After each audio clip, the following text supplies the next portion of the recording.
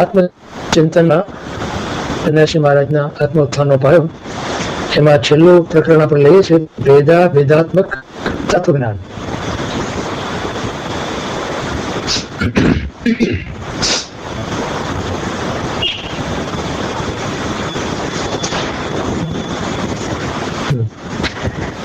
એકતા 3 પ્રકારની છે: જાતિ, ગુણ અને પર્યાય. એટલે કે દ્રવ્ય, ગુણ અને પર્યાય. જાતિગત, ગુણગત અને પર્યાયગત. એટલે પર્યાયગત એકતા દ્રવ્યરૂપ સ્વરૂપ અસ્તિત્વ છે. ગુણગત એકતા પ્રદેશગત એકાધારતારૂપ છે. અને જાતિગત એકતા સમષ્ટિ સ્વરૂપ સાદૃશ્ય અસ્તિ સ્વરૂપ છે. સમજો, એક એક સ્વરૂપ, એક એક વસ્તુને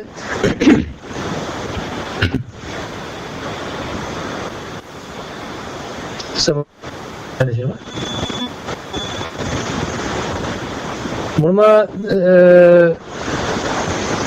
આપણે ગઈકાલે વાત કરી હતી જીવાસ્તિકાય રૂપે જીવોની એકતાની વાત કરી હતી આપણે.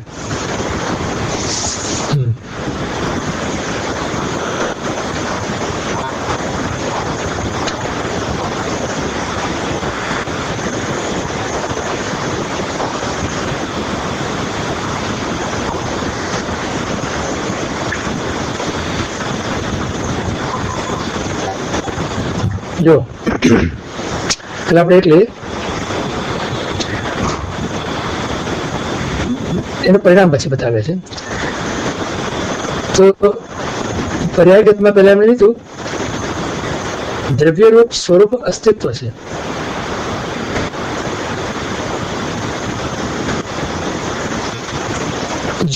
જીવનું સ્વરૂપ એ એનું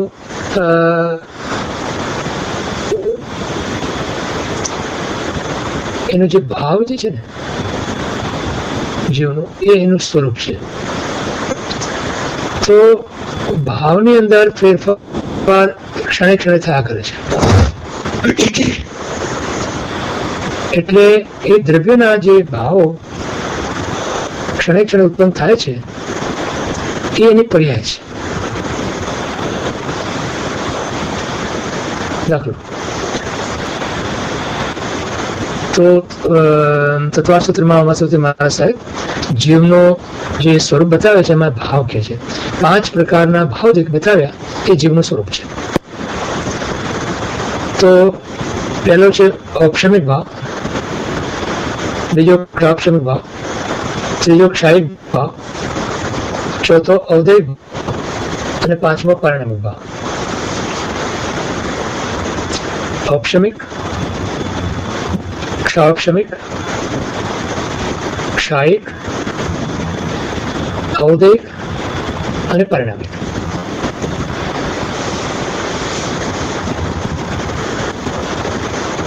બરોબર? આ જીવનું સ્વરૂપ. હવે આ ભાવો એના સતત ક્ષણે ક્ષણે બદલાતા રહે છે ને, માટે પર્યાયગત એકતા દ્રવ્ય રૂપ સ્વરૂપ અસ્તિત્વ છે. સ્વરૂપ એટલે પોતાનું સ્વરૂપ, એટલે કે અસ્તિત્વનું જે સ્વરૂપ છે, પોતાનું દ્રવ્યનું જે સ્વરૂપ છે, એ આ ભાવ, આ 5 ભાવરૂપ છે. આ 5 ભાવોની અંદર જે ફેરફાર છે પર્યાયગત કીધું. તો દરેક જીવમાં આ પર્યાયગત એકતા છે. એટલે દરેક જીવની અંદર 5 ભાવોની માંથી કોઈ ને કોઈ ભાવ હોય. સામાન્ય રીતે મોટા ભાગે પારિણામિક ભાવ લગભગ જીવની અંદર હોય. હવે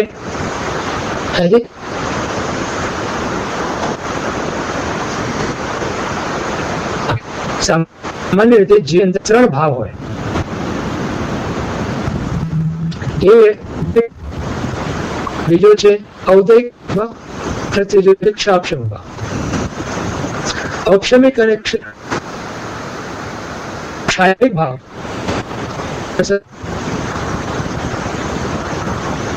ખ્યાલ જો હવે 3 ભાવ જે છે ને, ઔપશમિક, ક્ષાપશમિક અને ક્ષાયિક ભાવ,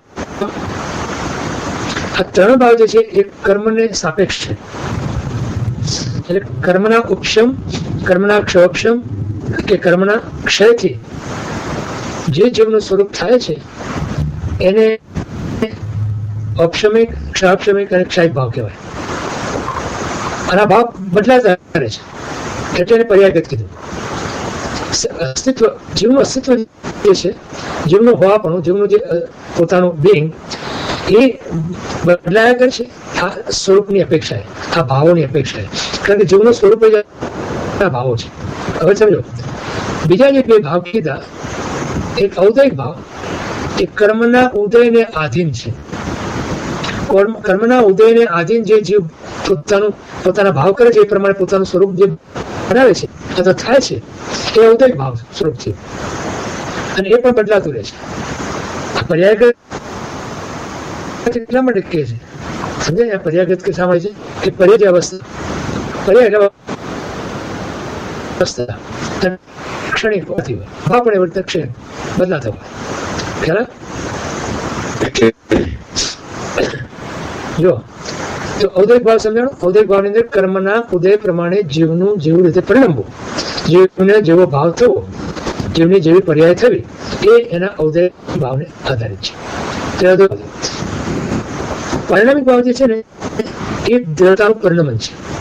દરેક દ્રવ્યની અંદર પરિણામિક ભાવ હોય એટલે દ્રવ્યની અંદર પર્યાય ઉત્પન્ન થાય છે ને, જે દ્રવ્યમાં ઉત્પન્ન થતી પર્યાય અથવા અવસ્થા અથવા જે ફેરફાર એ પારિણામિક ભાવને આધારિત છે. એમાં રહેલા પારિણામિક ભાવના સ્વરૂપને આધીન છે. એ ખ્યાલ આવે છે? કોઈ પણ દ્રવ્યની અંદર જે ફેરફાર થાય છે ને, હા બોલો, કોઈ પણ દ્રવ્ય,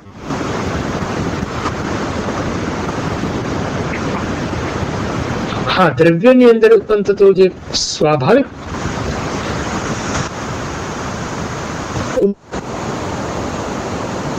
પર્યાયની ઉત્પત્તિનો નામ આ પારિણામિક ભાવ છે. અને પારિણામિક ભાવ એ અનાદિકાળથી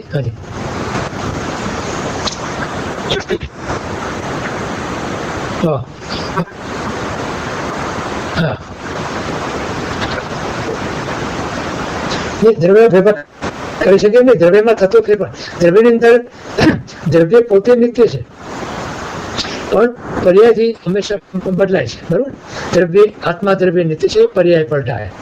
તો પર્યાય એટલે શું? એની અંદર થતી અવસ્થા, એમાં જે ઉત્પન્ન થતી અવસ્થા જે છે એ દરેક દ્રવ્યની અંદર એક દ્રવ્યત્વ નામનો ગુણ છે. 6 સામાન્ય ગુણ છે ને, દરેક દ્રવ્યની અંદર 6 સામાન્ય ગુણ છે. એ ખબર છે ને તમે તને? હા, અસ્તિત્વ, વસ્તુત્વ, દ્રવ્યત્વ, પ્રમેયત્વ, અગુરુ લઘુત્વ આવતા છે ને ગુણો, એ સામાન્ય ગુણ છે. એમાં જે દ્રવ્યત્વ નામનો ગુણ જે છે ને એ દ્રવ્યત્વ નામના ગુણને કારણે એમાં પર્યાયની ઉત્પત્તિ થયા કરે. દ્રવ્ય એટલે બદલાવવું. દ્રવ્યમાં જે ફેરફાર થયા કરે છે એની પર્યાયમાં ફેરફાર થયા કરે. આપણે દાખલો શું લે છે? સોનાનો દાખલો લીધો, લગડી છે, હાર છે, વીંટી છે, બંગડી છે. આ જેમ એમાં જે ફેરફાર થયા કરે પછી તો એની પર્યાય છે. હવે જે કોઈ દ્રવ્યની અંદર આ જે ફેરફાર સ્વાભાવિકપણે થયા કરે છે ને, કોઈ પણ પ્રકારના કર્મની અપેક્ષા રહિત, કર્મની અપેક્ષા વગર જે દ્રવ્યની અંદર પોતાના જ અંદર પરિણામ છે, એ જે પરિણામ જે છે અથવા જે ફેરફાર જે છે એ આ પારિણામિક ભાવને આધારિત છે. સમજાણું એટલું? હવે બીજો ભાવ છે ઔદયિક ભાવ. ઔદયિક ભાવ એ સંપૂર્ણપણે કર્મના ઉદયને આધીન, જીવનું જે સ્વરૂપ થવું એ ઔદયિક ભાવને આધીન છે. ખ્યાલ? હવે એમાં પણ ફેરફાર થયા કરે છે. આપણે સમજવાનું શું છે અહીંયા કે પર્યાયગત, આ પર્યાય શબ્દ કેમ વાપર્યો અહીંયા? સ્વરૂપ અસ્તિત્વની અંદર દ્રવ્યરૂપ સ્વરૂપ અસ્તિત્વ છે. પોતાનું જે સ્વરૂપ જે છે એનું જે અસ્તિત્વ જે છે પર્યાય ઉત્પન્ન થાય છે દરેક દ્રવ્યની અંદર પારિણામિક ભાવને કારણે. એ પારિણામિક ભાવ દરેક જીવની અંદર એક સરખો. તો એ જે પર્યાય ઉત્પન્ન થયા કરે છે જીવની અંદર, એના કારણે દરેક જીવન એ સમાન છે, એને પર્યાયગત સમાનતા કીધી. ખ્યાલ આવે છે?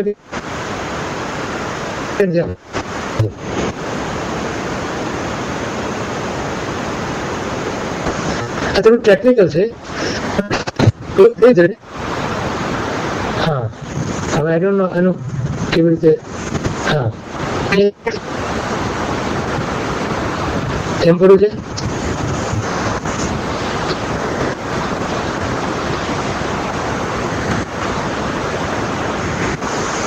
ઓકે,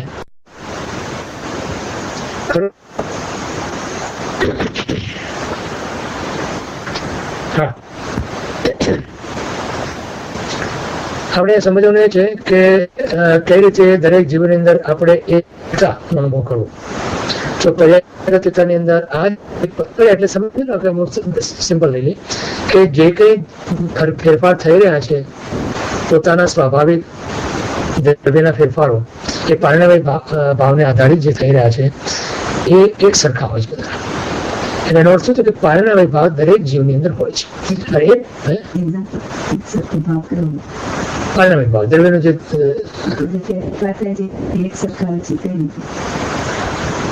એમાં ફેરફાર થવો એ દ્રવ્યની અંદર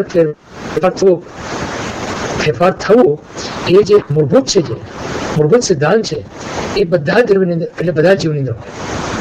એ રીતે હા, એટલે પર્યાય જે ઉત્પન્ન થાય છે, જે ફેરફાર છે એ જ એકતાનો મૂળભૂત છે. મૂળભૂત એમાં દરેકમાં થતો ફેરફાર અને પારિણામિક ભાવને કારણે થતો ફેરફાર, સહજ દ્રવ્યની અંદર થતો ફેરફાર, દ્રવ્યની અંદર થતો સહજ ફેરફાર, એ ફેરફાર in itself becomes the basis of એકતા. હવે ખ્યાલ આવે? અચ્છા, તો એ પર્યાયગત એકતા થઈ. એટલે અહીંયા દ્રવ્યનું સ્વરૂપ અસ્તિત્વ કીધું. અને સ્વરૂપ એટલા માટે કીધું કે સ્વરૂપ આ ભાવરૂપ છે. એટલા માટે જીવનું સ્વરૂપ શું? તો કે આ ભાવ. સમજ? પછી જે બીજી પર્યાયો થાય ને, આપણે મનુષ્ય પર્યાયમાં દેવ પર્યાય, ત્રિવેણી પર્યાય, નર પર્યાય, એ જુદી પર્યાયો છે. એ પણ જીવિત પર્યાય છે, પણ એ સ્વાભાવિક નથી. એ કર્મના ઉદય પ્રમાણે છે. બરાબર? અચ્છા, પછી ગુણગત એકતા પ્રદેશગત એકાધારતા રૂપ છે. તો જો દરેક ગુણને આશ્રયને છે. ગુણ સ્વતંત્ર નથી. ખ્યાલ? એક વસ્તુ તો ગુણ રહે ક્યાં? દ્રવ્યમાં. અને દ્રવ્યમાં ક્યાં? દ્રવ્યના પ્રદેશ. એ રૂપી દરેક જીવ દ્રવ્યમાં આ ગુણો એના આત્મ પ્રદેશમાં રહેલા છે. એ રૂપી એકતા. સમજાણું? અને જાતિગત એકતા સમષ્ટિ સ્વરૂપ સાદૃશ્ય અસ્તિત્વ સ્વરૂપ છે. એટલે જાતિગત એટલે ખ્યાલ આવે ને, હવે જીવાસ્તિકા ગઈકાલે લીધું. જીવાસ્તિકા એક દ્રવ્ય છે, એ એની જાતિ થઈ. તો જાતિ પ્રમાણે બધા એક છે. આપણે ધારો કે અહીંયા લેવું આપણે એને તો કે મનુષ્ય ગણો તમે, તો મનુષ્ય જાતિ રૂપે બધા એક છે. પછી ભલે એમાં ભિન્ન ભિન્ન દેશકાળ પ્રમાણે ભિન્ન ભિન્ન થાય, બીજી અવસ્થાઓને કારણે જે ભિન્ન થાય, પણ જાતિ તમે જો લ્યો તો મનુષ્યની જાતિ તો એક થઈ ને. એવી રીતે જીવની પણ જાતિ રૂપે લ્યો તમે તો એક જ જાતિ, જીવાસ્તિકા એક સ્વરૂપ, એક જ. તો એ એકતા થઈ. તો એ જાતિગત એકતા થઈ. અને સાદૃશ્ય એટલા માટે કે આપણે સમષ્ટિ એટલે આખું વિશ્વ, આખા વિશ્વની અંદર રહેલા, આખા લોકની અંદર રહેલા, 14 રાજલોકમાં રહેલા બધા જીવો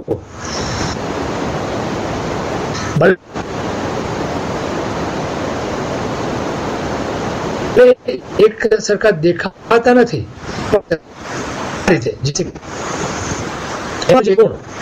કે ચેતનની અપેક્ષાએ દરેક જીવ એક સરખા છે.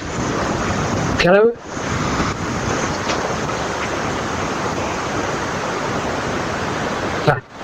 એટલે એમાં રહેલું ચેતન તત્વ તો બધાનું સરખું દેખાય છે ને. બધામાં રહેલી જે જીવવાની ઈચ્છા, આહાર, ભય, મૈથુન, પરિગ્રહ, આ બધી સંજ્ઞાઓ, એ બધી અપેક્ષા તમે જુઓ તો બધાની અંદર એકતા સાદૃશ્ય દેખાય છે, એક સરખું દેખાય બધામાં છે. ખ્યાલ આવે? આજે અમને દરેક જીવને પોતાને આહારની જરૂર, દરેક જીવને સુખ ગમે છે, એ અપેક્ષા તમે લો તો બધા જીવનની અંદર એકતા છે, એ સાદૃશ્ય દેખાય છે. તો હવે જો એનું પરિણામ શું? તો કે જાતિગત એકતાનું ભાન સ્નેહ ભાવ વિકસાવે છે. તો બધા મારા જેવા છે, બધાને મારા જેવું જ ચેતન છે, બધાને મારા જેવો જ આહારની ઈચ્છા થાય છે, બધાને જેવો ભય છે, બધાને મારા જેવું સુખની ઈચ્છા છે, સુખનો અનુભવ પણ બધાને સરખો છે. એ રૂપે આપણે સ્નેહ ભાવ વિકસે છે બધાની અંદર, આપણને એક પ્રકારનો પ્રેમ. પછી સ્થૈર્ય ભાવ અને ધ્રુવ ભાવ વિકસાવે છે. તો કે દરેક દ્રવ્યની અંદર રહેલી જે આ દ્રવ્યગત અથવા તો જેને આપણે સ્વરૂપની વાત કરીએ છીએ, તો સ્વરૂપ રૂપે તમે જો તો બધામાં સમત્વ ભાવ આપણામાં આવે.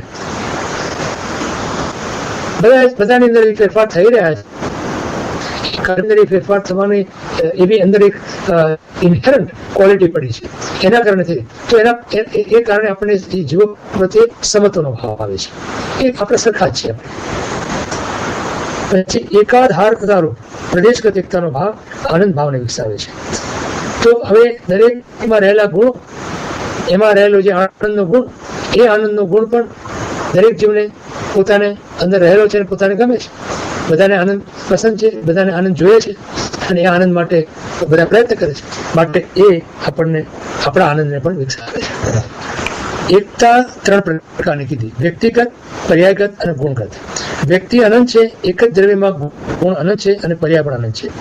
પર્યાયની અશુદ્ધિ, પર્યાય સહવર્તી ગુણ અને પર્યાય આધાર દ્રવ્યની પણ કથનચિત અશુદ્ધિ કરનાર છે. તેથી તે અશુદ્ધિને દૂર કરવા સાધના કરવી આવશ્યક છે. જો આપણે હંમેશા આ વિચાર કરતા હોઈએ છીએ કે દ્રવ્ય ગુણ પર્યાય આ 3 રૂપે આત્માનું અસ્તિત્વ છે. તો દ્રવ્યથી પોતે શુદ્ધ છે, પર્યાયથી અશુદ્ધિ છે. પર્યાયની અંદર અશુદ્ધિ જે છે એ મૌની કર્મની છે. એ મૌની કર્મની અશુદ્ધિ દૂર કરી પર્યાયની અશુદ્ધિ દૂર થઈ પર્યાય શુદ્ધ બને છે.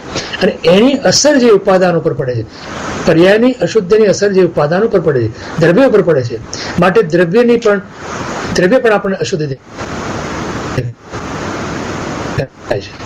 ખરેખર મૂળભૂત રીતે તો દ્રવ્ય શુદ્ધ છે. એ અહીંયા આપણે પર્યાયની સાથે રહેલો જે ગુણ જે છે એના પર પણ પડે છે અને પર્યાયનો જે આધાર છે દ્રવ્ય, એની પર પણ એની અસર પડે છે, માટે અશુદ્ધિ કરે છે. સમજાણું આટલું? જો 2 વસ્તુ સમજાણી. પર્યાયની અશુદ્ધિ એ આપણે ખબર છે. પર્યાયની અશુદ્ધિ એટલે અવસ્થાની અશુદ્ધિ, આપણે મૌની કર્મના ઉદયને કારણે થયેલી અશુદ્ધિ. સમજાણું? ખાલી મલિનતા આપણી તો મૌનિક મલિનતા શુદ્ધિ પર્યાયમાં છે. એ પર્યાયની અશુદ્ધિ ગુણની સાથે સહભાવી હોવાને કારણે પર્યાય અને ગુણ બંને ત્યાં દ્રવ્યની અંદર રહેલા છે ને એક સાથે. ખ્યાલ આવે છે ને? પર્યાય અને ગુણ બંને દ્રવ્યમાં એક સાથે રહેલા છે ને, અલગ નથી ને. તો સહવર્તી હોવાને કારણે એ પર્યાયની અસર ગુણ ઉપર પડે છે. ખ્યાલ આવે? એટલે એ પર્યાયની અશુદ્ધિ ગુણને આવરે છે, ગુણને દોષિત કરે છે. સમજાણું? પછી દ્રવ્યના આધાર ઉપર પર્યાય છે ને, પર્યાય નીકળી ક્યાંથી? દ્રવ્યના આધાર લઈને. તો દ્રવ્યનો આધાર લઈને નીકળેલી પર્યાય એની અશુદ્ધિ એ દ્રવ્યની પણ અશુદ્ધિને કરે છે. સમજાણું? એટલે ઉપાદાનની અશુદ્ધિ કીધી. સમજાણું? તેથી તે અશુદ્ધિને દૂર કરવા સાધના કરવી આવશ્યક છે. જો પર્યાયની આપણે અશુદ્ધિ દૂર કરવાની છે, માત્ર પર્યાયની.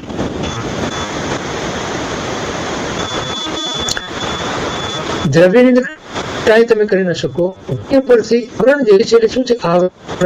એ આવરણ છે એટલે ગુણ પર આવરણ છે દોષનું. તો દોષને દૂર કરો તો ગુણ પ્રગટ થવાનું છે. ખ્યાલ આવે છે? ક્યાંથી આવે? કોઈ પ્રશ્ન છે?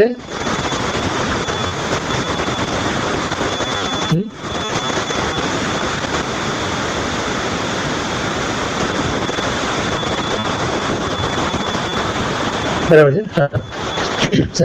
તો પર્યાયગત શુદ્ધિને દૂર કરવાની સાધના અસત પ્રવૃત્તિને રોકવાથી અને સત પ્રવૃત્તિને વિકસાવવાથી થાય. હવે જો અસત એટલે શું? સત એટલે શું? આત્મા. આત્માથી વિમુખ જે લઈ જાય, આત્માથી જે આપણને દૂર લઈ જાય, એ બધી જ પ્રવૃત્તિને આપણે બંધ કરવાની. અને સત એટલે આત્માની નજીક જે લઈ જાય, એ બધી જ પ્રવૃત્તિ આપણે કરવાની. ખ્યાલ આવે? એટલે અસત પ્રવૃત્તિને રોકવાથી, સત પ્રવૃત્તિને વિકસાવવાથી આપણે પર્યાયગત અશુદ્ધિને દૂર કરી શકીએ છીએ. અર્થાત અસતને રોકવું તે સંયમ છે અને સતને સેવવું એ તપ છે. ખ્યાલ? 10 કાર્યક્રમના પહેલા સૂત્રની અંદર ધર્મની વ્યાખ્યા કરી, એમાં કીધું અહિંસા, સંયમો, તપ. અહિંસા, સંયમ અને તપ આ 3 ધર્મના આધારશિલા છે. અહિંસા શું આવે? એ ભાવમાં આવે. અને પછી સંયમ અને તપ એ પ્રવૃત્તિમાં આવે. અહિંસા વૃત્તિમાં આવે, એટલે ભાવમાં આવે, વિચારમાં આવે, દયાનો જે ભાવ છે એ. અને એના કારણે આપણી જે પ્રવૃત્તિ અને નિવૃત્તિ જે થાય એ સંયમ અને તપ છે. એટલે આ રીતે એની ત્રિપદી થઈ સાધનાની. એકતાનો વિચાર અહિંસાને પોષે છે. હવે ખ્યાલ? અહિંસા ભાવની અંદર કઈ રીતે આપણને એ મદદ કરે છે. અનેકતાનો વિચાર સંયમ અને તપને વિકસાવે છે. અહિંસક ભાવ 3 પ્રકારના છે. અનેકતાનો વિચાર એટલે શું? દરેક જીવો અનંતા જીવો છે ને, એ રીતે અનેકતાનો વિચાર છે. તો અહિંસક ભાવ 3 પ્રકારના છે. પોતાના જ્ઞાનાદિ ભાવ, પરના દ્રવ્ય અને ભાવ પ્રાણ, ભાવ પ્રાણ, તેની રક્ષા અને સંયમ એ સહજ મળની જુગુપ્સા રૂપ તપ એક તથા ભવ્યત્વ સ્વભાવની અનુબંધના રૂપ છે. જો સહજ મળેલ ખ્યાલ છે? સહજ મળે એટલે અનાદિકાળથી જે મોહની કર્મ આપણા આત્મા પર પડેલું છે એને સહજ મળ કહેવાય. અને એના કારણે શું થયું છે કે અનાદિકાળથી જીવ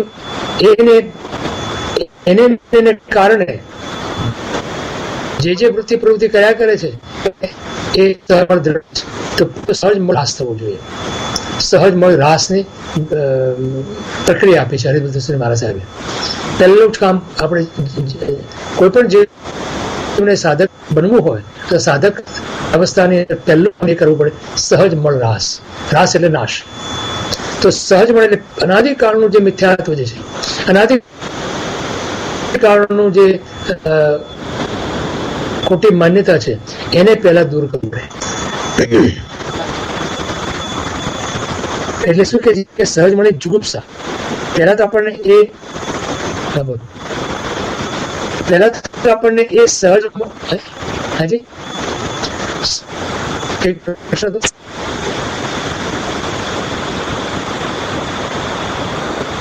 રાસ અને નીચે એનો ર આવે. રાસ એટલે નાશ. સહજ એટલે ત્યાં શાસ્ત્રમાં એનો શબ્દ આ રીતે આપેલો સહજ મળ નાશ. એટલે સહજ મળનો નાશ. સહજ મળ એટલે અનાદિકાળથી ચાલી આવતી મોહની કર્મની મલિનતા. મળ એટલે મલિનતા. અનાદિકાળથી ચાલી આવતી મોહની કર્મની જે મલિનતા જે છે એનો નાશ કરવાનો પ્રયત્ન પહેલા કરે સાધક. હવે પહેલા તો એને એની જુગુપ્સા થવી જોઈએ. જુગુપ્સા એટલે ખ્યાલ આવે? એના પ્રત્યે તિરસ્કાર થવો જોઈએ, ઘૃણા થવી જોઈએ, એ ન ગમવું જોઈએ. આ મને નથી ગમતું, આ મને આ મલિનતા મને નથી ગમતી, મારામાં રહેલી આ અનાદિકાળની મોહની કર્મની જે મલિનતા છે મને નથી ગમતી. એ પહેલું આવવું જોઈએ. એટલે પોતાના જ્ઞાનાદિ ભાવ, પરના દ્રવ્ય અને ભાવ પ્રાણ. જો પોતે પોતાની હિંસા કેવી રીતે કરે? પોતાના ગુણોની જો ગુણો પર દોષો આવી જાય તો પોતાની હિંસા છે. એને પોતાના જ્ઞાનાદિ ભાવની હિંસા કીધી. અહિંસાના 3 પ્રકાર બતાવે ને. અહિંસક ભાવના જે બધા ને માત્ર આવે શું ગુણ સમૂહ. હવે ગુણોની અંદર કોઈ પણ પ્રકારે જયારે કોઈ દોષ આવે છે તો પોતાનો જ નાશ છે ને, પોતાના ગુણનો નાશ છે ને. સમજાય છે? હા. પછી પર માટે પોતાના ભાવ પ્રાણ ખ્યાલ છે, જ્ઞાન, દર્શન, ચારિત્ર, એ બધા ખ્યાલ છે કે આપણા ભાવ પ્રાણ છે. 4 ભાવ પ્રાણ હોય અને 10 દ્રવ્ય પ્રાણ હોય. બધું તો બીજાના દ્રવ્ય પ્રાણ અને ભાવ પ્રાણ એ પણ આપણે રક્ષા કરવું, એ પણ આપણાથી ન દુભાવવા જોઈએ, એ પણ આપણાથી એનો નાશ ન થવો જોઈએ. એ અંશ ભાવ છે. અને સ્વપર દ્રવ્ય ભાવ પ્રાણ અને બંનેના આપણા સ્વના પોતાના અને બીજાના બંનેના જયારે વિચાર કરીએ આપણે ત્યારે બંનેના દ્રવ્ય અને ભાવ પ્રાણ બધું લેવાનું. તો આ રીતે અહિંસક ભાવ છે, તેની રક્ષા, આ ત્રણેયની રક્ષા કરવાની છે આપણે. અને સંયમ એ સહજ મનને જુગુપ્સા રૂપ, તપ એ તથા ભવ્યત્વ સ્વભાવને અનુબંધા રૂપ છે. તપ એ શું છે? તથા ભવ્યત્વ રૂપ સ્વભાવ આપણો. તથા ભવ્યત્વનો અર્થ ખબર છે ને? આ તથા અને ભવ્યત્વ જુદા કરે છે ને ત્યાં ભય કરનાર એક શબ્દ છે. તથા ભવ્યત્વ એક જ શબ્દ છે. તથા ભવ્યત્વ અર્થ ખબર છે?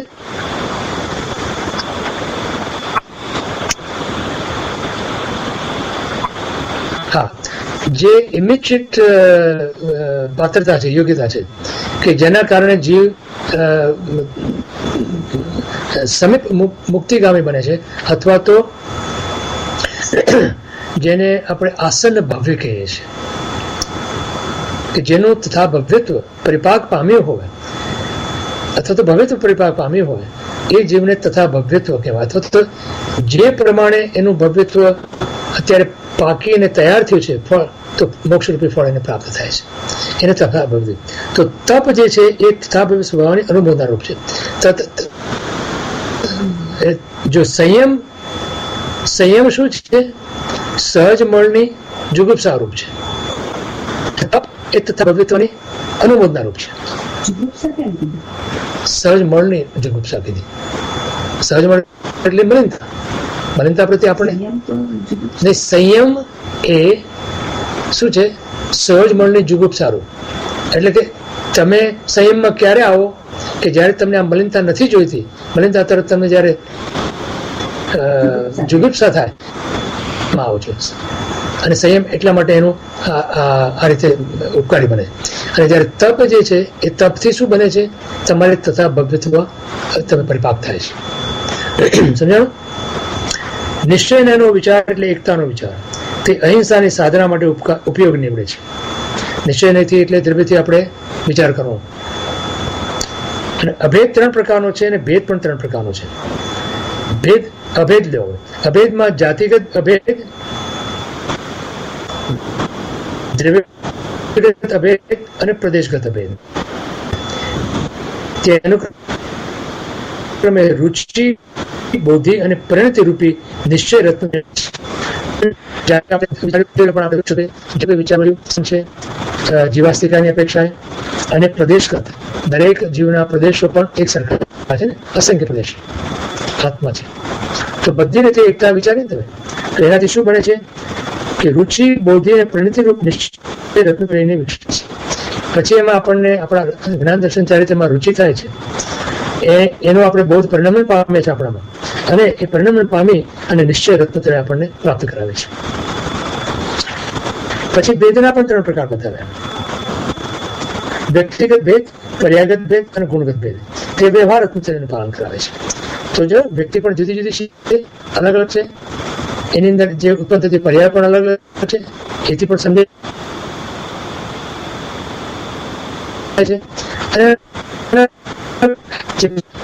વ્યવહાર આપણે એ રીતે કરવાનો, જીવો વ્યવહાર આ ભેદથી આપણે વ્યવહાર કરીએ છીએ. એટલે આપણે માની સાથે માનો વ્યવહાર કરીએ, પત્નીની સાથે પત્નીનો વ્યવહાર કરીએ, મિત્રની સાથે મિત્રનો વ્યવહાર કરીએ, સ્વજનની સાથે સ્વજનનો વ્યવહાર કરીએ. એ કેમ એ ભેદ કરીએ છીએ આપણે વ્યવહારની અંદર? આપણા કોઈ મા બાપના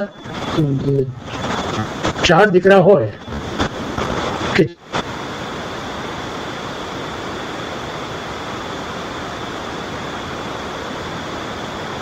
4 સંતો હોય, 15 વર્ષના હોય, અચ્છા હા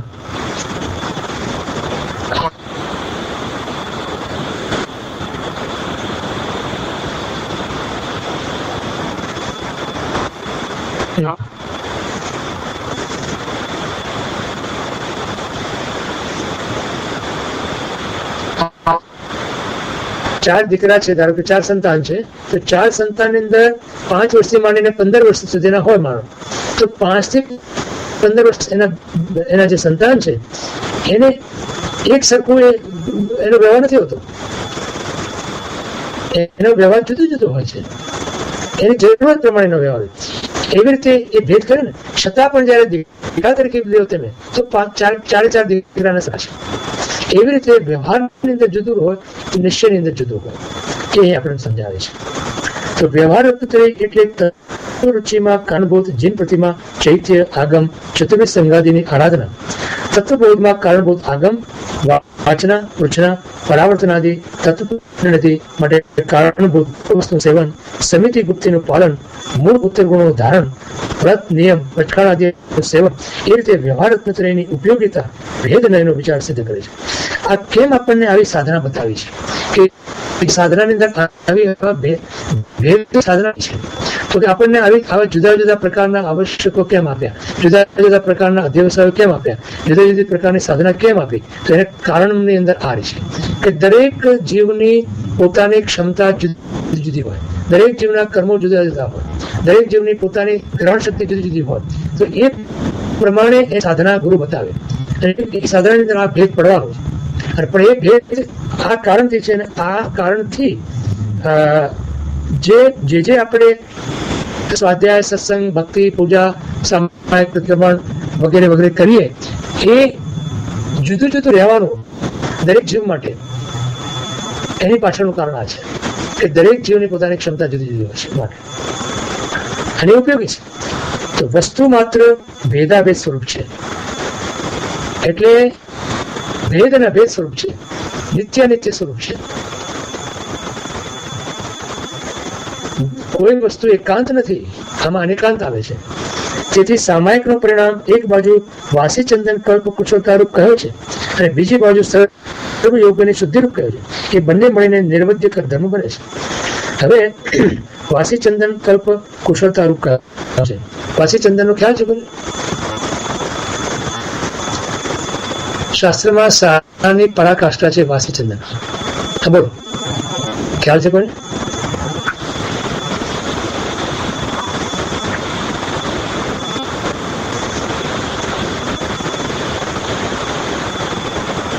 આપણે સામાયિક ની અંદર સમતા ભાવ છે ને,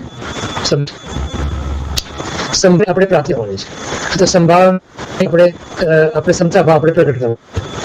તો એનો અર્થ શું થયું કે એવો સંભાવ જોઈએ આપણને કે કોઈ પણ પ્રકારનો આપણે કોઈના પ્રત્યે રાગ ન થાય, કોઈના પ્રત્યે દ્વેષ ન થાય, ખરું?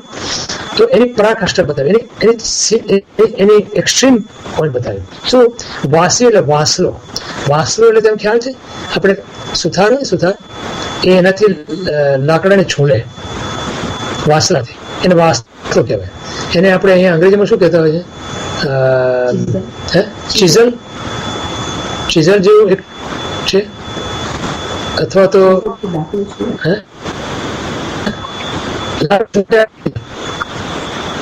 એને રંધો કહેવાય. આ રંધો, પણ આ છે ને હાથમાં આવું દેખાય હાથ તમને? એટલે આવું ધાર હોય, અહીંયા ધાર હોય, અને આવો વળાંક હોય, અને અહીંયા એનો હેન્ડલ હોય. એનાથી આમ લાકડું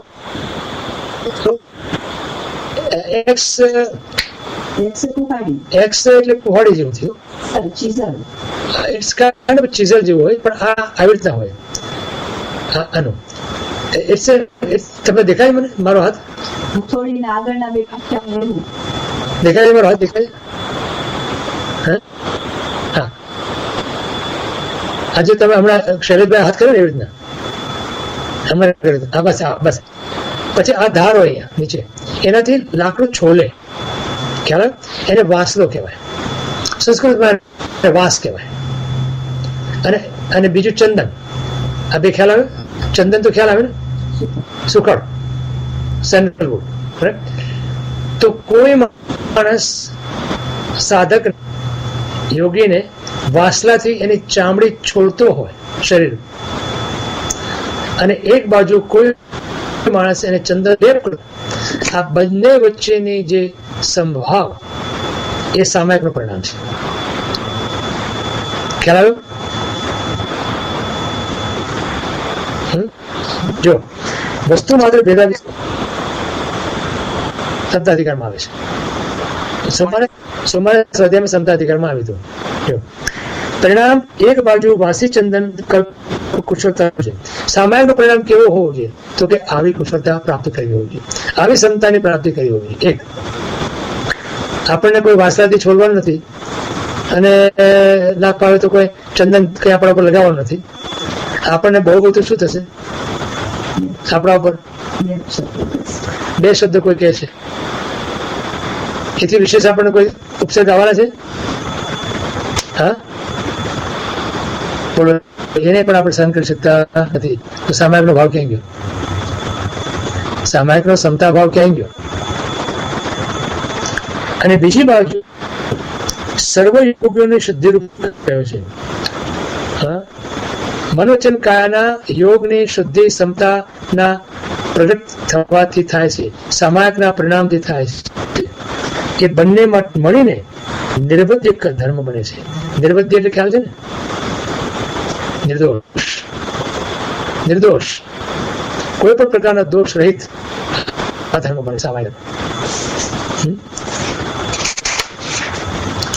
દ્રવ્યથી નિત્ય ગુણથી પરિપૂર્ણ જાતિથી એક એવું આત્મદ્રવ્ય વિચારવું તે નિશ્ચયનો વિષય છે બરાબર સર્વ જીવ છે સિદ્ધસમ અનિશ્ચયનો પર્યાયથી અનિત્ય ગુણથી અપૂર્ણ અથવા તો આવરાયેલા અને વ્યક્તિથી અનંત એ વિચાર વ્યવહારના એનો છે આ બંને વસ્તુ છે જ અત્યારે બંને વસ્તુ તમે વિચારો તો દરેક ની અંદર રહેલી છે અત્યારે નિશ્ચયનો વિચાર સમ્યક દર્શન જ્ઞાન ગુણને વિકસાવે છે વ્યવહારનો વિચાર ચારિત્રિક ગુણને વિકસાવે છે ખ્યાલ આવી ગયો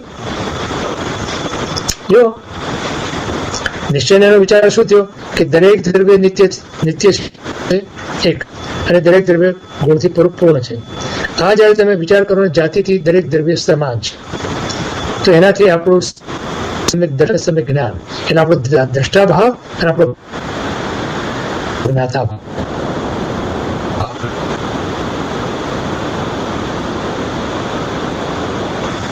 એ આપણો ઉભરે છે એ વિકસાવ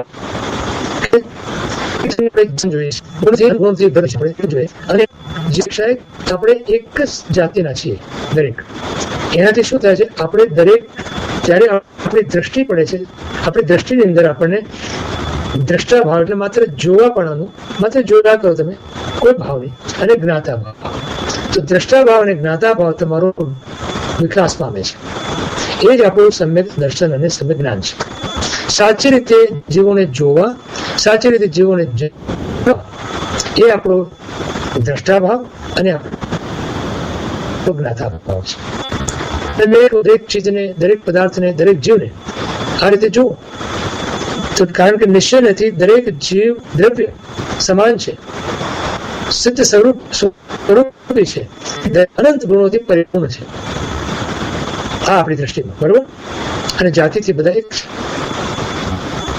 હવે વ્યવહારનો આપણને ચારિત્રિક ગુણને કેવી રીતે વિકસાવે છે તો વ્યવહારથી આપણે વિચારીએ છીએ તો પર્યાયથી અનિત્ય છે બધા ગુણથી આવરાયેલા છે અને વ્યક્તિથી અનંત એટલે જુદા જુદા ભિન્ન છે એટલે એમાં જે ભિન્નતા દેખાય છે એમાં સંભાવ રાખવો અને એને માત્ર દ્રષ્ટા જ્ઞાતા પણ જોયા કરવું એને ઘૂંટવું એનાથી જે આપણામાં જે ઉદાસીન ભાવ આવે છે એ ઉદાસીન ભાવનું બીજું નામ ચારિત્ર છે કારણ કે ત્યાં સ્થિરતા આવી આપણે સ્થિર થઈ ગયા આપણે કોઈ એમાં આપણે આવા કોઈ એવા વિકલ્પો, આવા ભાવ, આવા દુર્ભાવ, આપણા રાગદ્વેષના ભાવ, અહંકારના ભાવ આવતા નથી. માટે આપણું ચારિત્ર તમને વિકસાવે છે. તો નિશ્ચયથી આત્મા એક છે, વ્યવહારથી અનેક છે. તો ઉપર કીધું ને, નિશ્ચયથી દ્રવ્યથી, નિત્ય ગુણથી પૂર્ણ અને જાતિથી એક. એટલે નિશ્ચયથી એક છે, જીવાસ્તિકા રૂપ, અને વ્યવહારથી અનેક છે. નિશ્ચયથી પરિણામી અને પૂર્ણ છે, વ્યવહારથી આવરણ સહિત છે, માટે અપૂર્ણ છે. આ રીતે વ્યવહાર અને નિશ્ચયને પોતપોતાના સ્થાને મુખ્ય રાખવાથી રત્નત્રય સ્વરૂપ મોક્ષ માર્ગની આરાધના અસ્તરિત પ્રવાહ ચાલતી રહે છે. આ નિશ્ચયને એને બહુ સુંદર અહીંયા રિકન્સાઇલ કર્યું છે, સમન્વય કર્યો છે. નિશ્ચયને એટલે એકાંતના પકડા આપણાથી. અને ભગવાનની વાણી હંમેશા એકાંત રૂપ હોય છે, એટલે નિત્યાનિત્ય રૂપ હોય છે. દરેક વસ્તુનું સ્વરૂપ નિત્યાનિત્ય છે, ભેદાભેદ છે. અને એટલા માટે આપણે એ સ્વરૂપને મુખ્ય કરીએ અને નિશ્ચયથી જે સ્વરૂપ છે વસ્તુનું એને નિશ્ચયથી સમજીએ, વ્યવહારથી જે સ્વરૂપ છે એને વ્યવહારથી સમજીએ આપણે, તો આપણે સાચા દ્રષ્ટા જ્ઞાતા બની અને ઉદાસીન ભાવમાં સ્થિર થઈ શકીએ. તો એ આપણે જ્ઞાન, દર્શન અને ચારિત્રની એકતા સમ્યક દર્શનની પ્રાપ્તિ આપણને થઈ શકીએ. નિશ્ચયથી આત્મા લેપાયેલો નથી, અર્થાત કર્મથી બંધાયેલો નથી. એટલે તે એમ કીધું કે અલિપ્તોશ્ચ નિશ્ચયાનાત્મા, વ્યવહાર નહીંથી લેપાયેલું છે. લિપ્તશ્ચો વ્યવહારત. અલિપ્તોશ્ચ નિશ્ચયાનાત્મા, કે નિશ્ચય નહીંથી આત્મા અલિપ્ત છે, લેપાયેલો નથી. કારણ કે દ્રવ્ય શુદ્ધ છે ને, દ્રવ્ય પર કર્મ લાગ્યું નથી. અને વ્યવહારથી કે પર્યાયથી કે અશુદ્ધ છે, એટલે લિપ્તશ્ચો વ્યવહારત. વિચાર કરવો હોય તો પર્યાયથી વિચાર કરો તો એ લિપ્ત છે, લેપાયેલો છે. અને જો નિશ્ચયથી વિચાર કરો, તમે નિશ્ચયથી દ્રવ્યથી વિચાર કરો, તે શુદ્ધ છે.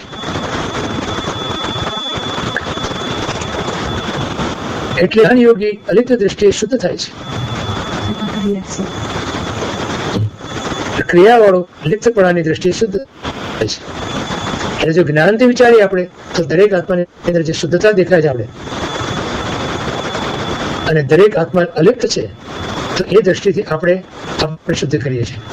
અને વ્યવહારથી જો જોઈએ તો દરેક ક્રિયાથી જોઈએ તમે, તો ક્રિયાથી જો લિપ્તતા છે, લેપાયેલો છે દરેક આત્મા, તો એ રીતે તમે એનું સ્વરૂપ જો આપણે શુદ્ધ થઈએ છીએ.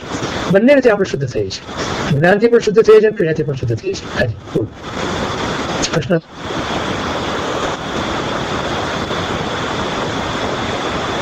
હા હા, એ જ છે ને. એ અલિપ્તોશ્ચ નિશ્ચયાનાત્મા, લિપ્તોશ્ચ વ્યવહારત. બરોબર છે. તો જ્ઞાન અલિપ્ત દ્રષ્ટિ તરફ આપણને લઈ જાય છે, અને એનાથી આપણી શુદ્ધિ થાય છે. અને વ્યવહાર અથવા ક્રિયાથી આપણે જે લેપાયા છે એ આપણે શુદ્ધ કરે છે. એટલે બંને દ્રષ્ટિએ આપણે જો વિચારીએ તો આપણી શુદ્ધિ થઈ શકે છે. હવે ધ્યાન દશામાં જ્ઞાનની મુખ્યતા છે, અને વ્યવહાર દશામાં ક્રિયાની મુખ્યતા છે. હવે બંનેની મુખ્યતા થાય છે, જ્ઞાનની પણ મુખ્યતા છે અને ક્રિયાની પણ મુખ્યતા છે. આ ધ્યાન દશા જે કહીએ ને, દશા સતત આપણે ધ્યાન આમ બેસીએ છીએ, ધ્યાન કરવા માટે એ તો ક્રિયા થઈ છે, પણ પછી આપણે ધ્યાન લાગે ને, એ આપણી દશા છે. એટલે that's your condition, that's your ભૂમિકા અથવા તમારી દશા. એ ધ્યાન દશા જ્યારે પ્રાપ્ત કરો છો ત્યારે એ જ્ઞાનના આધારે તમે કરો છો. અને ક્રિયાના આધારે શું થાય છે કે તમારી જે વ્યવહાર જે છે એમાં બધી જ ક્રિયા જ આવવાની. અને ક્રિયા મુખ્યત્વે એટલા માટે કરવાની છે કે વ્યવહારની શુદ્ધિ જરૂરી છે. જો આપણે એક સૂત્ર આપ્યું હતું અગાઉ, મહોપાધ્યાયજીએ આ સૂત્ર આપ્યું છે આપણને, કે ક્રિયાની અંદર શુદ્ધિ જરૂરી છે, ક્રિયામાં જડતાને જોઈએ. એક તો ક્રિયામાં શું જોઈએ? શુદ્ધિ, ક્રિયાની જડતા નહીં. જ્ઞાનની અંદર સૂક્ષ્મતા જોઈએ, જ્ઞાનની અંદર શુષ્કતા ના જોઈએ. તો સૂક્ષ્મ જ્ઞાન વડે ધ્યાનની પ્રાપ્તિ થાય છે, અને શુદ્ધ ક્રિયા વડે આપણી પર્યાયને આપણે શુદ્ધ કરીએ છીએ. બંને રીતે આપણે શુદ્ધ થઈ અને દ્રવ્ય અને પર્યાય ત્રણેયની શુદ્ધિ થવાથી આપણો રત્નત્રય સમ્યક બને છે, આપણું દર્શન અને ચારિત્ર સમ્યક બને છે, અને સમ્યક બને એ જ આપણો આત્માનું મૂળભૂત લક્ષણ છે. સમ્યક દર્શન, સમ્યક જ્ઞાન અને સમ્યક ચારિત્ર કે આપણને મોક્ષ મળી જાય છે, તો મોક્ષ આપણને પ્રાપ્ત કરાવે છે. તો આ જે ભેદાત્મક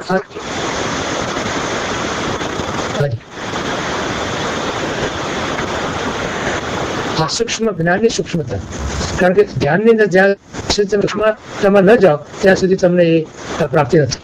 એટલે ક્રમ તો આવો બતાવ્યો છે. શરૂઆત તમારી ક્રિયાથી થાય છે.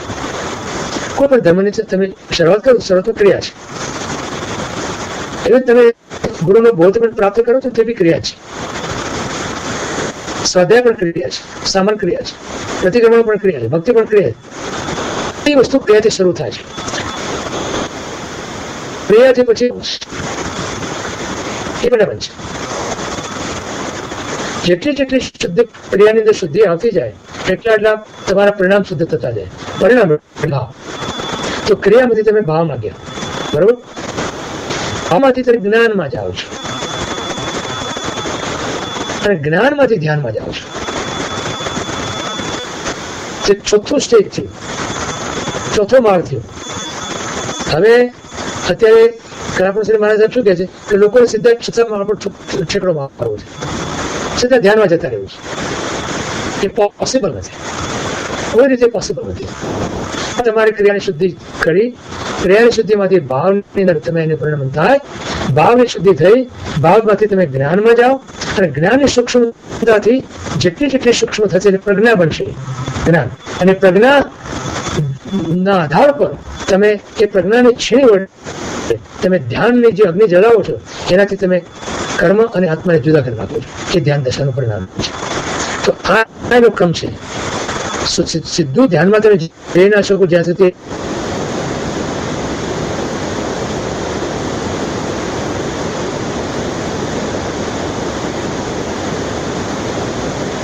તમે વ્રત 11મું ધ્યાન છે, અને 12મું એનું પરિણામ છે. હવે તમે પહેલા 10 ની અંદર ઠેકડો મારી અને સીધા તમે ધ્યાનમાં જવાનો પ્રયત્ન કરો તો શું થાય? બની ના શકે. તો તમારા 6 બાહ્ય જે છે એ તમને તમારી ક્રિયાની અંદર શુદ્ધિ લઈ આવે છે. પહેલું જે 4 તપ છે એ તમારા આત્મની શુદ્ધિ કરાવશે. બીજા 2 જે તપ છે, બાહ્ય તપ, કાય ક્લેશ અને સંલીનતા, એ તમારી કાયાની શુદ્ધિ કરે છે. પછીના જે અભ્યંતર તપ છે, પહેલા જે 3 જે છે પ્રાયશ્ચિત વિનય અને ભયાવચ, એ તમારી શુદ્ધિ કરે છે. તો આહાર શુદ્ધિ થઈ, કાયા શુદ્ધિ થઈ, મન શુદ્ધિ થઈ. આ શુદ્ધિ ક્રિયાની શુદ્ધિ છે. એનાથી તમે ભાવમાં આવ્યા. ભાવમાં તમે જયારે બેસો છો ત્યારે સ્વાધ્યાયમાં જયારે બેસો એ ભાવ છે તમારો. સ્વાધ્યાયની અંદર તમે બેસો તો ગુરુનો બોધ એમાં પરિણમન પામે. તમે તો સ્વાધ્યાય ગુરુનો બોધ પરિણમન પામે છે ત્યારે તમે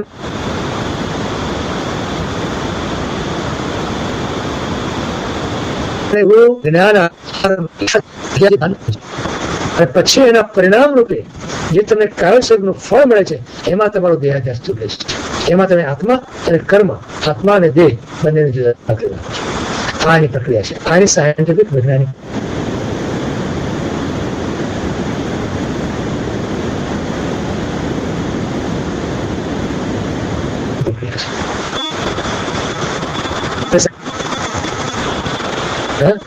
તમારો બ્રેક થઈ જાય છે.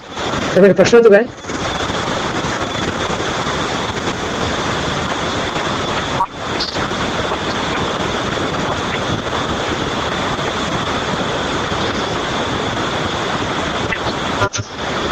પછી ગુરુ જે જ્ઞાન આપે આપણને, એ ગુરુનું જ્ઞાનની સૂક્ષ્મતા જેટલી આપણામાં પ્રગટ થાય એટલા પ્રમાણમાં આપણે ધ્યાનમાં જઈ શકીએ, ધ્યાનમાં સરી શકીએ.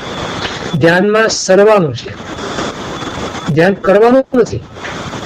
ધ્યાનમાં સરવાનું છે. યાદ ખ્યાલ આવ્યો? સ્વાધ્યાય એ અંતર્મુખ થવાનું એક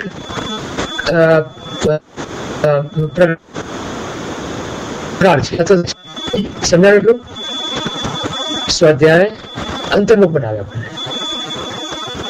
ધ્યાનમાં આપણે સ્વાધ્યાયમાંથી સરી અને ધ્યાનમાં જઈએ છીએ ત્યારે અંતર પ્રવેશ કરીએ છીએ, આપણા ઉપયોગ અંદર જાય છે. પછી જયારે લીન થઈ જાવ, તમારા ઉપયોગને તમારા આત્મામાં લીન કરો, એ કાવ્યની ભૂમિકા છે. તો ક્રિયાની શુદ્ધિ એમાં પહેલી આવી.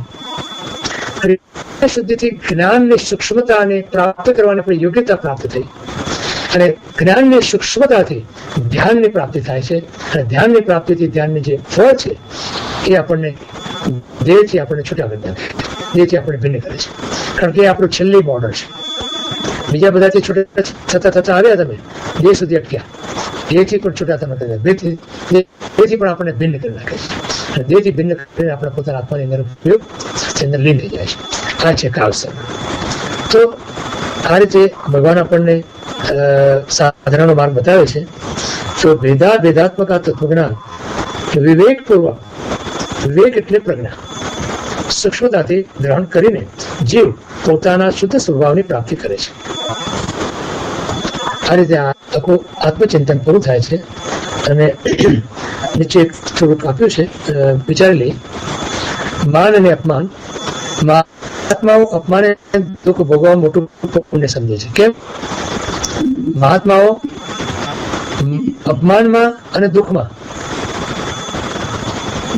એમ માને છે કે આ બહુ સારી વસ્તુ છે. શું કામ? કર્મની નિર્જરા માટે સહેલામાં સહેલું કોઈ સાધન હોય તો કોઈ આપણું અપમાન કરે, તે આપણા ઉપર દુઃખ આવે, એ આપણા કર્મ માટેનું માટે. અવાજ બ્રેક થઈ જાય, પિક્ચર પણ બ્રેક થઈ જાય છે. હાજી,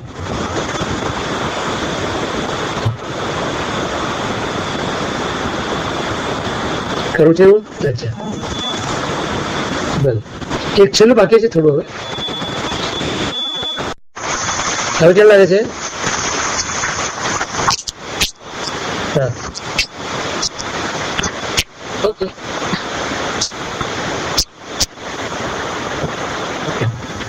તો મહાત્માઓ અપમાન ભગવાન મોટું પુણ્ય સમજે. શા માટે? જયારે કર્મ નિર્જરા કરવી છે ને, તો જો આપણું કોઈ અપમાન કરે તો આપણા એ અશુભ કર્મનો ક્ષય થઈ રહ્યો છે. એટલે અમે એને ઉપકાર માને છે, આપણું ખરી જાય છે, આપણે આભાર માનીએ છીએ. આપણું કોઈ અપમાન કરે આપણે આભાર માનીએ છીએ, ઉપકાર માનીએ છીએ આપણે. હા, તો આપણે માનીએ છીએ આભાર એનો, દોષિત ઠેરાવીએ છીએ. આભાર તો માનતા નથી, ઉપકાર તો માનતા નથી ને. કેમ? એમ દિનતા ટાળવાનો ઉપાય. હા, એ તો બરોબર છે.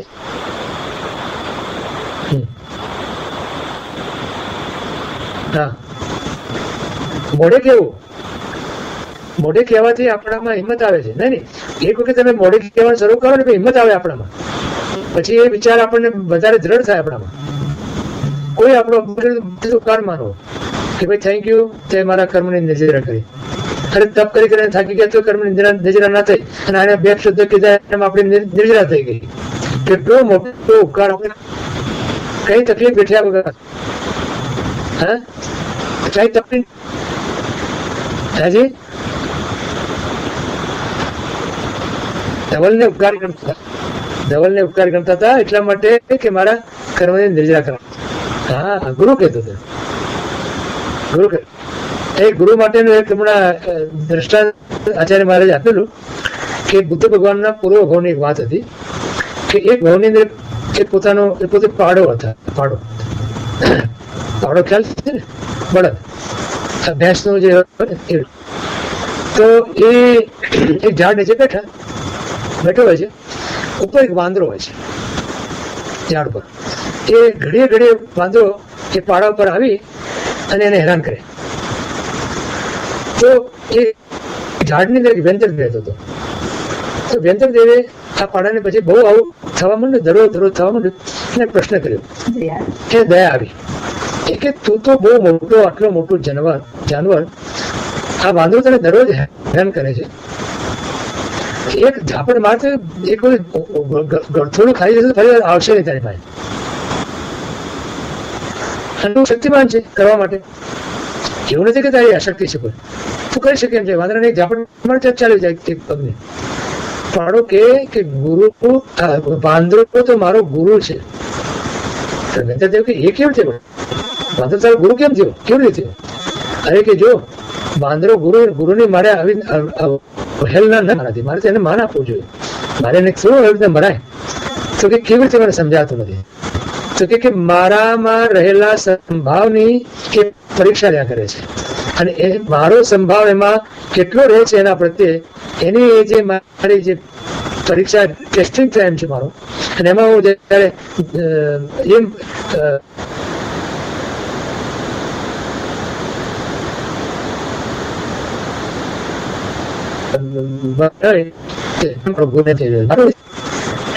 એવી રીતે આપણા માટે, આપણા પર કોઈ આપણને કોઈ હેરાન પરેશાન કરતું હોય, આપણને કોઈ અપમાન કરતું હોય, આપણને કોઈ દુઃખી કરતું હોય, તો આપણે એને શું માનવાનું? આભાર માનવાનો કે નહીં? હા,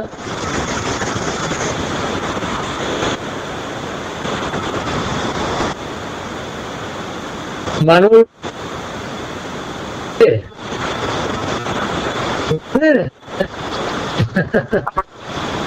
એને ગુરુ બનાવવાનો ને, એને કે ગુરુ તારા કારણે તો હું આ સંભાવની અંદર ટકી શક્યો છું, અને ટકવાનું બળ જે આપ્યું છે એના માટે તારો ખૂબ મોટો ઉપકાર. આપણા સંભાળની કસોટી થાય છે ને, તો આપણો ગુરુ છે ને, આપણો ઉપકારી છે, એટલે જ ગુરુ ના માત્ર ઉપકારી તો માનો.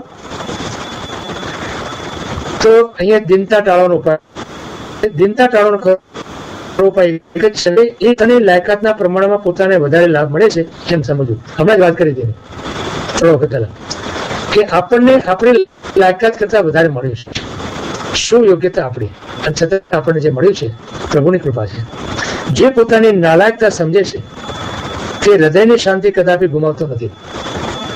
આપણામાં લાયકાત નથી એવું જે સમજે છે અને જે આપણને મળે છે એનો અહોભાવ એને રહે છે, એને દુઃખી નથી. જે ટાળતો નથી તે જ તેનું મોટું તપ છે. ખરેખર દુઃખને સહન કરવું એ મોટું તપ છે. અને પવિત્રતા ભગવાનના ગુણો વિશે મોટી દલીલો કરવામાં સમાયેલી નથી, પણ ભગવાન ઉપર પ્રેમ રાખવામાં અને પોતાની જાતને ભૂલી જવામાં રહેલી છે. તો ભક્તિનું સ્વરૂપ બતાવ્યું છે કળાપુરુષ મહારાજ સાહેબે, એ જ પવિત્રતા છે. સૌથી શ્રેષ્ઠ પવિત્ર કોઈ વસ્તુ હોય કે કોઈ વ્યક્તિ હોય તે ભગવાન જ છે. અને ભગવાનની એ પવિત્રતાને આપણે વિચારી આપણી પોતાની પવિત્રતાને આપણે પ્રગટ કરવાની છે. અને એ પવિત્રતાને પ્રગટ કરવા માટે આપણે આપણો પરમાત્માની એવી ભક્તિ કરીએ, પરમાત્માની એવી સ્તુતિ કરીએ, અને આપણે એવી પવિત્રતા આપણને પ્રગટ થાય, અને આપણો અહમ થોડું વિલીન થાય, આપણામાં અહમને આપણે પ્રગટ કરી શકીએ, અને આપણે આત્મચિંતનની અંદર વિશેષને વિશેષ રહી શકીએ એવી ભાવના આપણે ભાવીએ. અને એ પ્રમાણે આપણે આ આત્મચિંતન નામનું પહેલું પ્રકરણ પૂરું કરીએ છીએ, અને આપણે અહીંયા અંતમંગળ કરીએ છીએ. સર્વમંગલ માંગલ્યમ સર્વ કલ્યાણ કારણમ સર્વધર્માણામ જૈનમ જયતિ શાસનમ. જય જિનેન્દ્ર, જય જિનેન્દ્ર બધાને.